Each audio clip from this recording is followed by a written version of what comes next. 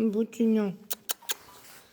Titānika jaunkundze, vai jūs lūdzu padalīsieties ar savu pieniņu, lai mēs varam paskatīties, kā tas tur viss izskatās? Es pieņemšu, ka tas ir jā. Paldies! Pupiņi šodien ir lielāki. Viņi tur formējās visu laiku, bet viņi ir cietāki. Kaut kas tur notiek, viens lielāks, viens mazāks. Bardaks salčika. Pastīsimies pieniņu. Kāpēc nezūmojos? Hello. Kā redzams, mēs atkal esam pavirzījušies uz priekšu. Ir daudz vairāk oranžais nekā vakar.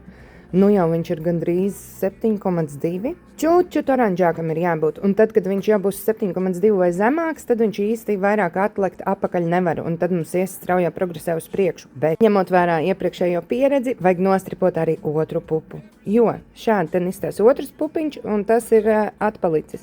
Ne jau tā kā garīgi, bet tam ir 7,8. Tā kā, lai tiktu zonā, kur stākās straujais progress, mums abiem diviem pupiņiem ir jābūt 7,2. Mums iepriekš tā bija, ka bija jau tulītās jādzemdē, vismaz gaidam, nekas nav, un beigās izrādās, ka otrs pups vēl bija atpalicis. Citu man daudzi ir rakstījuši un prasījuši, kādus strips es izmantoju un kurus viņus dabūju.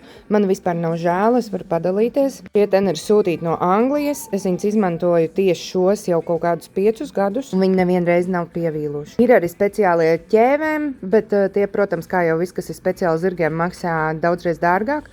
Un tad es fórumos atradu, kur ļoti daudz cilvēku no ārzemēs ir izmantojuši tieši šos. Viņi tur bija testējuši dažādus tos strips. Un tieši par šiem bija visvairāk atsauksmes, un tad es izdomāju, ka man arī tādus vajag. Vienīgais čakars, ka viņi ir no Anglijas un diezgan ilgi laiku aizņem shippings. Mēs tagad īstenībā aktīvi meklējam Latvijā alternatīvu.